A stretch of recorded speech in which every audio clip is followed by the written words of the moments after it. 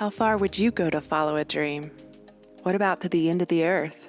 Rugged, wild, and free, we're Mason and Shelley, and we're going to Patagonia. Researching for this trip was, well, a lot. Spring of 2021 is just different than any other year. We were so excited to see Chile was reopened, and it was worth the extra research just to figure out how to get there. In this video, we'll share how we planned our trip, including hiking the W in the beautiful Torres Del Paine National Park. Patagonia is a shared region that overlaps both Chile and Argentina at the very bottom, near Antarctica. Normally, you'd go back and forth pretty freely between the countries, but this year we found it best to stick to one country. We chose Chile. Main commercial flights come into Patagonia, Chile from Santiago, flying into Punta Arenas. From there, we decided to go to a smaller town of Puerto Natales, which is closer to the national park. From arriving in Punta Arenas, we took a 3-hour bus to get to Puerto Natales. Flying in, Chile allows you 24 hours to get to your destination for your 10-day quarantine. Shelley and I intended to give you up-to-date information about how to get into Chile, because it's pretty complicated, but things changed. As of April 5th, Chile has tightened its restrictions and reclosed its borders to foreigners again. We flew into Chile February 20th and departed March 20th of 2021. We are still going to share the information we have, assuming that there will be a similar process when Chile opens its borders to foreigners again. This website, which we will also link below, is the official Chilean English language website with tons of information that you will need to plan your trip. If you are going, this is your starting point. However, it leaves some questions unanswered. Here is all the information we can pass along to you from our experience getting in. First off, you must pass a PCR test taken no longer than 72 hours from your last connection into Chile. And like most people, we came through Santiago. Once you go through customs and the health inspection, you have 24 hours to get to your quarantine destination. A document that you need to have prepared is the traveler's sworn statement, completed no more than 48 hours before boarding. In order to complete this document, you will need to have an address for the place that you are going to spend your 10-day quarantine. We had an Airbnb booked, which worked out perfect for us. Once this document is completed, you will receive a QR code by email, so make sure that you take a screenshot so officials can scan it. Once it is scanned, you will begin to receive a daily email during your quarantine. Each daily email has a link to a form to complete, simply asking you if you are developing COVID symptoms during the quarantine. Finally, we also needed proof of traveler's insurance that has at least $30,000 worth of coverage related to COVID.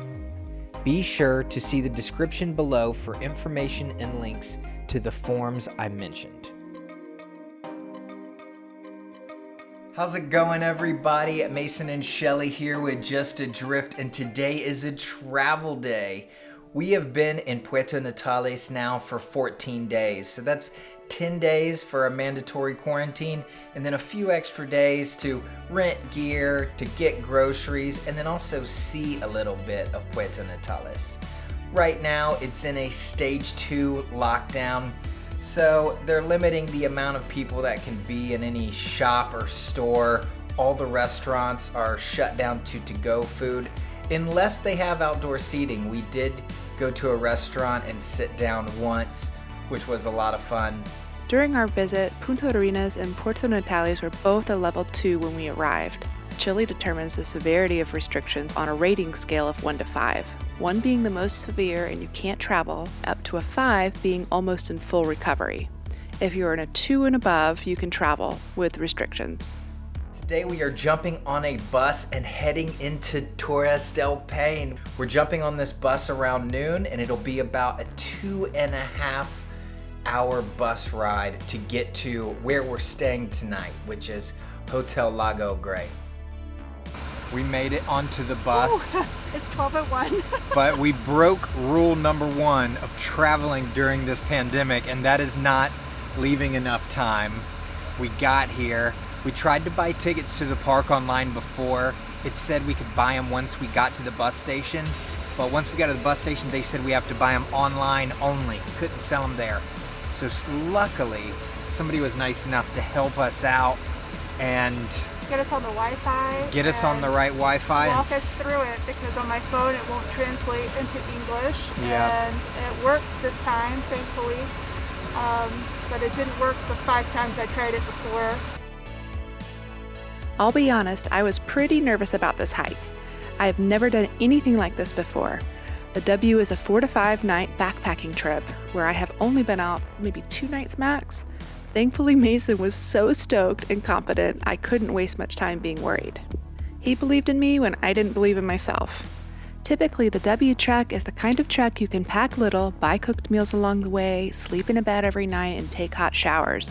It's literally the dream, and in my opinion, perfect for beginner hikers. This year, it's a little different. All of the refugios and restaurants are closed, and the camp stores have limited offerings. The good news? Camping is open. Not only is camping open, but they will rent you all necessary gear, tent, sleeping bags, and sleeping pads. You have to make a reservation ahead of time for all nights. There are no walk-up reservations. This season, there are only select campgrounds open: Lago Grey, Paine Grande, Cuernos, and Las Torres, which is also called Central. When you're looking online, it can be overwhelming and seem like you need a guide to hike the W. That is not the case, at least not our opinion. It was one of the best marked and maintained trails we've ever been on. You decide which direction to travel, whether you're going east or whether you're going to go west, and then book the campgrounds accordingly. We decided to hike the trail west to east, which isn't the typical route, and we decided to take an extra day, spending 6 nights in the park. We emailed both Fantastico Sur and Vertice Patagonia ahead of time to book our campsites and were able to pay in US dollars via PayPal. We wanted to begin and end our journey in a bit of luxury, so we began at Hotel Lago Grey and took their ferry to begin at the Lago Grey campsite. We also coordinated via email with Hotel Lago Grey to book the ferry and hotel stay. We'll list all of these links in the description below. We hope this will save you a little bit of time and take out a little bit of the mystery to booking the W.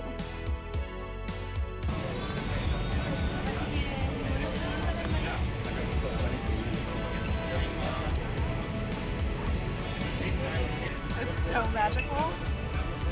Iceberg right ahead. Finally getting a little bit of break from the wind as we get closer to the mountain range and the glacier itself. I hope this helps.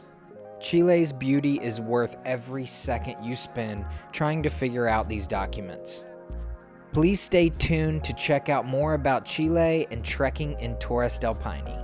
If you have any questions, please leave them in the comments below. And if you like this video, please like and subscribe.